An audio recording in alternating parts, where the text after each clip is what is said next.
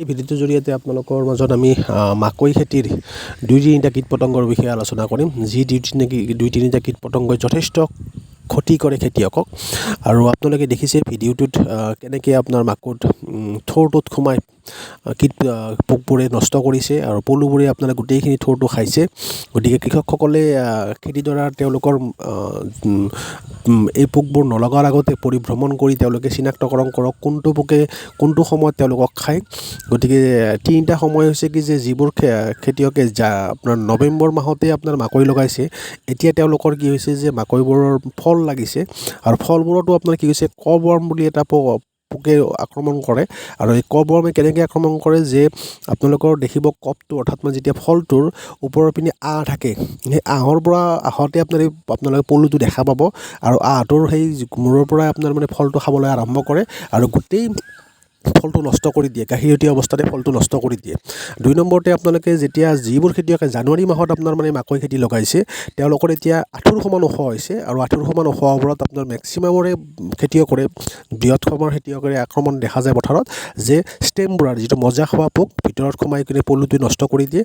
আৰু এটা ফল আৰ্মিৱাম যি আটাইতকৈ ক্ষতিদায়ক পোক ফল আৰ্মিৱাম, আৰু ফল আৰ্মিৱামে থোৰটোৰ ভিতৰত সোমাই গৈ কিনে আপোনাৰ কি কৰে পলুটোৱে যথেষ্ট পৰিমাণে ক্ষতি কৰে। গতিকে মই আপোনালোকক এই ভিডিঅ'টোত দুটা পখিলাৰ দেখুৱাই থৈছোঁ, যিটো এটা কবৱৰ্মৰ মানে কি প্ৰাপ্তবয়স্ক পখিলা আৰু 2 নম্বৰতে আপোনালোকৰ ফল আৰ্মিৱামৰ প্ৰাপ্তবয়স্ক পখিলাক আপোনালোকক দেখুৱাই থৈছোঁ। এই দুটা পখিলা আপোনালোকে চিনাক্তকৰণ কৰক আৰু চিনাক্তকৰণ কৰি আপোনালোকে কি কৰক বজাৰত বিভিন্ন ধৰণৰ ফেৰমন ট্ৰেপ যিটো যৌনগ্ৰন্থি আপোনাৰ ট্ৰেপ পোৱা যায় আৰু ট্ৰেপৰ জৰিয়তে মতা পখিলাখিনিক আপোনালোকে সংগ্ৰহ কৰক। সংগ্ৰহ কৰি কিনে সেই ট্ৰেপৰ জৰিয়তে সংগ্ৰহ কৰি আপোনালোকে বংশ বৃদ্ধিত আপোনালোকে বাধা দিয়ক, যাতে আপোনালোকৰ এই পখিলাবোৰে বংশ বৃদ্ধি কৰি পিনে কণী পাৰি কিনে আপোনালোকৰ খেতিডৰা নষ্ট কৰিব নোৱাৰে।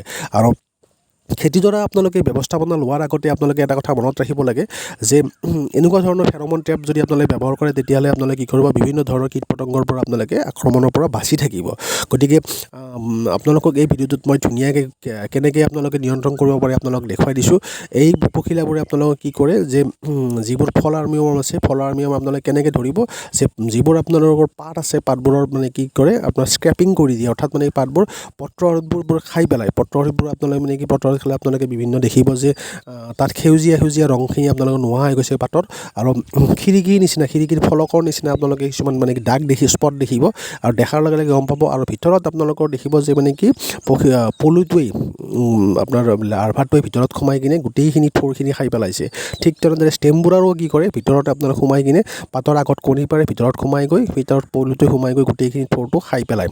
গতিকে এই ফল আৰ্মিৱাম বা ষ্টেমবোৰৰ বা আপোনালোকে কবৱৰ্মে আপোনালোকে নিয়ন্ত্ৰণ কৰিবৰ কাৰণে পোনপ্ৰথমে আপোনালোকে খেতিডৰাত কীট পতংগ নাহোঁতে আপোনালোকে ফেৰমন ট্ৰেপৰ ব্যৱস্থা কৰক। আৰু যদি আপোনালোকৰ কীট পতংগ আহিব আৰম্ভ কৰিছে বা নহাৰ আগতে আপোনালোকে জৈৱিক কীটনাশক ঔষধ ব্যৱহাৰ কৰিব পাৰে। জৈৱিক কীটনাশকৰ ভিতৰত আপোনালোকক 2-3টা জৈৱিক কীটনাশক মই আপোনালোকক দেখুৱাই থৈছোঁ। ইয়াৰে ভিতৰত আপোনালোকে কি কৰিব মেটাৰাইজিয়াম এনচিওবেলি বা মেটাৰাইজিয়াম ৰেলি প্ৰতি লিটাৰ পানীত 2 পৰা 5 গ্ৰাম আপোনালোকে মিক্স কৰি কিনে স্প্ৰে কৰিব পাৰে।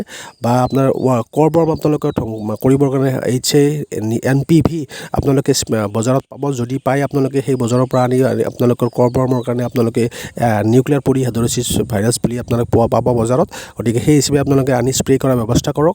আৰু আপোনালোকে নিমজাতীয় ঔষধ বজাৰত বিভিন্ন ধৰণৰ নিমজাতীয় ঔষধ পোৱা যায় আৰু বজাৰতে নহয় আপোনালোকে ঘৰতে যদি নিম গছ আছে নিম গছৰ যদি আপোনালোকৰ পাত বা আপোনাৰ ডাল আপোনালোকে ঘৰতে প্ৰস্তুত কৰি নিম অস্ত্ৰ ব্যৱহাৰ কৰি কিনে আপোনাৰ নিম বস্ত্ৰ প্ৰস্তুত কৰি আপোনালোকে এই কীট পতংগ নিয়ন্ত্ৰণ কৰিব পাৰে।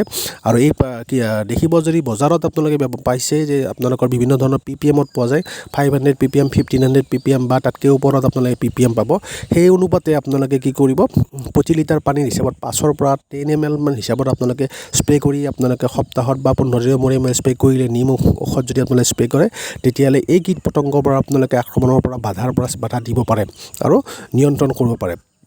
তাৰ লগতে আপোনালোকৰ বিভিন্ন ধৰণৰ মই ৰাসায়নিক ঔষধৰ নামো লিখি থৈছোঁ। আপোনালোকে খেতিয়কসকলে এটা কথা কি ৰাসায়নিক ঔষধ ব্যৱহাৰ কৰিলে যথেষ্ট পৰিমাণৰ তেওঁলোকৰ খৰচৰ পৰিমাণ হয়, কাৰণ মাকৈ খেতিয়কবোৰে 5 বিঘাৰ পৰা 50 বিঘালৈ আপোনালোকে মাকৈ খেতি কৰা মই বহুত খেতিয়ক দেখিছোঁ। গতিকে যদি তেওঁলোকে মাকৈ খেতি কৰে তেওঁলোকৰ কি হয় যথেষ্ট পৰিমাণৰ ঔষধত যথেষ্ট টকাৰ খৰচ হয় আৰু যিটোকে যথেষ্ট টকা খৰচ হয় গতিকে জৈৱিক কীটনাশক ঔষধ এনেকুৱা ধৰণৰ নিম অস্ত্ৰ বা আপোনালোকে ব্ৰহ্মাস্ত্ৰ বিভিন্ন ধৰণৰ গছৰ পাত ব্যৱহাৰ কৰিও আপোনালোকৰ কীট পতংগ নিয়ন্ত্ৰণ কৰিব পাৰে। গতিকে যদি আপোনালোকে ৰাসায়নিক ঔষধ আপোনালোকে ব্যৱহাৰ কৰে তেতিয়াহ'লে আপোনালোকে বজাৰত বা দোকানত যাওঁতে এটা কথা মনত ৰাখিব, সদায় সেউজীয়াযুক্ত চিহ্ন থকা ঔষধে আপোনালোকে ব্যৱহাৰ কৰিব। আৰু যদি সেউজীয়াযুক্ত চিহ্ন ব্যৱহাৰ কৰি আপোনালোকে সুফল কিবা কাৰণত নাপায় তেতিয়াহ'লে আপোনালোকে হালধীয়াযুক্ত ঔষধলৈ যাব। গতিকে সেউজীয়াযুক্ত ঔষধৰ কেইটামান মই নাম আপোনালোকক দি থৈছোঁ। ক্লৰাণ্টেনিবল এটা ভাল ঔষধ যিয়ে আপোনালোকৰ প্ৰতি লিটাৰ পানীত 0.4 ml অৰ্থাৎ 4 ml প্ৰতি 10 লিটাৰ পানীত হিচাপত আপোনালোকে স্প্ৰে কৰিব পাৰে। বা আপোনাৰ ফ্লুবেণ্ডামাইডো আপোনালোকে সেই একেই পৰিমাণত আপোনালোকে হিচাপত স্প্ৰে কৰিব পাৰে। স্পিনটোৰাম বুলি আপোনালোকৰ ঔষধ এটা পোৱা যাব, সেই ঔষধো আপোনালোকে বজাৰত পাব। বিভিন্ন ধৰণৰ কোম্পানীৰ নাম আছে, সেই নাম হিচাপে আপোনালোকে পাব। আৰু সেই হিচাপে বা ফ্লাক্সামেটামাইড আপোনালোকে বজাৰত পাব। প্ৰতি লিটাৰ পানীত 0.8 ml হিচাপত আপোনালোকে স্প্ৰে কৰিব পাৰে। আৰু যদি আপোনালোকৰ এইখিনিতে আপোনালোক কণ্ট্ৰল হোৱা দেখা নাযায় তেতিয়াহ'লে আপোনালোকে হালধীয়া চিহ্নযুক্ত ঔষধ ব্যৱহাৰ কৰিব পাৰে। তাৰ ভিতৰত ইমামেক্টিন বেঞ্জইড আছে, লেমডাচাইলোএথ্ৰিন আপোনালোকৰ পোৱা যাব। এনেকুৱা ধৰণৰ আপোনালোকৰ ঔষধ আনি মই আপোনালোকৰ এই ভিডিঅ'টোত দেখুৱাই থৈছোঁ কিমান পৰিমাণে আপোনালোকে স্প্ৰে কৰিব লাগে। আৰু এই স্প্ৰেৰ পৰিমাণ আপোনালোকে যেতিয়া স্প্ৰে কৰিব এটা কথা মনত ৰাখিব, ৰিকমেণ্ডেড ড'জ যিটো আমি নিৰ্ধাৰণ কৰি দিয়া আছে, নিৰ্ধাৰণ কৰি দিয়া ড'জতকৈ আপোনালোকে ওপৰত স্প্ৰে নকৰিব। আৰু এই নিৰ্ধাৰণ কৰা ড'জহে আপোনালোকে স্প্ৰে কৰিব। আৰু সেই ড'জ আপোনালোকে স্প্ৰে কৰিলে খেতিডৰা সুফল পোৱা দেখা যায়। গতিকে কৃষকসকলে আপোনালোকে খেতিডৰা ৰেগুলাৰ আপোনালোকে দৈনিক আপোনালোকে পৰিভ্ৰমণ কৰক। আৰু এনেকুৱা ধৰণৰ মই ভিডিঅ'ত দেখুৱাই থোৱা যদি আপোনালোকৰ চিহ্ন দেখা পাইছে তেতিয়াহ'লে লগে লগে আপোনালোকে খেতিডৰাৰ কাৰণে পৰিচৰ্যা কৰা আৰম্ভ কৰক আৰু ব্যৱস্থা আপোনালোকে লওক। আৰু পৰৱৰ্তী ভিডিঅ'ৰ জৰিয়তে মই আপোনালোকৰ মাজত মাকৈ খেতিৰ আৰম্ভণিৰ পৰা কেনেকৈ কৰিব লাগে, কি কি কীট পতংগ আপোনালোকে পোৱা যায়, গোটেইখিনি আপোনালোকক মই দেখুৱাম।